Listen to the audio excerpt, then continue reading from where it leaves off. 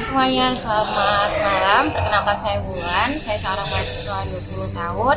Saya seorang mahasiswa. Saya ingin memberikan sedikit pengalaman mengenai saya menggunakan Alfameta.